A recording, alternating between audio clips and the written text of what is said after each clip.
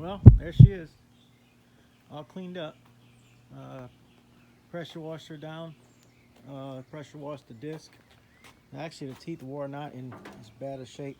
I'm sure the ones on the bottom, because I really plunged into some sand quite a few times. Oh yeah, it's completely rounded off. The top ones are short, but these bottom ones are more like hammers at this point.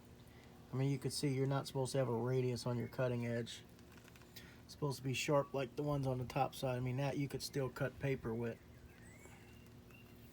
And the way these discs are, they tend to only spin one way. But yeah, you could see all the bottom ones. These are radiused out. Got to get a 4.5-inch grinder and just hit that. I mean, these are really sharp. Shockingly, this thing was still cutting very well. But I mean, that the way of these teeth, as long as you don't chip them up, you can keep sharpening these things for quite a while. Yeah, they're all pretty bad. But she's all cleaned up. Got most of the trash out of the back end of it. Pressure washed the leaves out of the back half. Got a little turbo in there. You know, that's the one thing I don't like is there's 2 drain holes in the bottom of that thing. It's kind of a piss poor design. It's like a 3/8 hole, and I'm thinking you could have put a bigger hole in that on the bottom of that thing. So as you can see, all the water at pressure wash is just sitting there marinating, and I've pretty much several times unplugged it, and you know, you can only scoop so much out by hand, you know, and that stupid little hole, like I said, that's just a bad design in my opinion, to try to clean these things out, especially when they know people are buying these to mulch.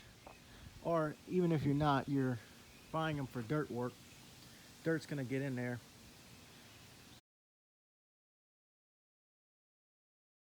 So, got a small job. It's actually at the neighbor's property today. Just gonna knock this out. Got my little boy in the background, walking around in his underwear like he always does. It's pretty close. I'm probably just gonna drive the TL8 over there and just kind of go at it just like that.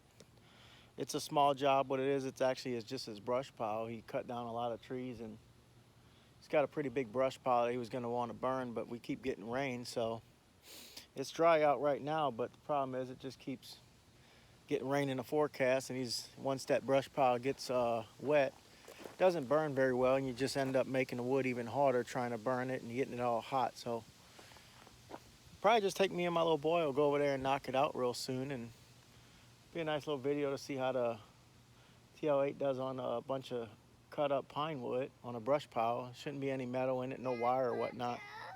So yeah, some horse pasture. I got the TL8 warming up. My little boy sitting there enjoying the AC. What's up?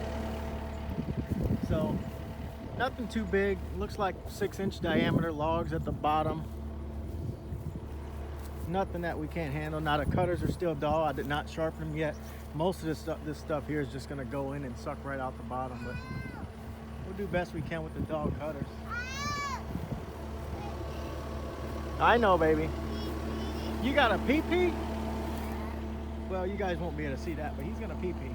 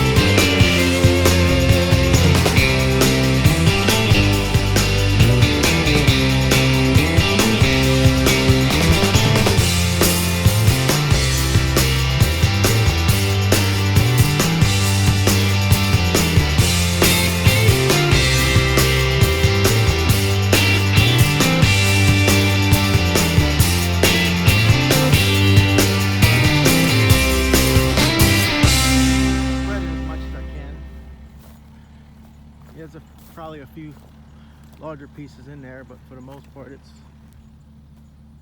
mostly mulch spread out on the property. It'll degrade a lot faster than the cutter's still just about idling. It's warmed up now though. There's Andrew still in there chilling. Not bad for some dog cutters, that's for sure. You get a little buildup on them, but mostly dirt.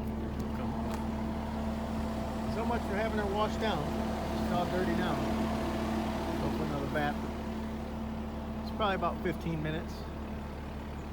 Not bad for a job that you just drove to. Literally drive out that gate and right up that road by the lake, and I'm back home. Letting her go back in the car wash.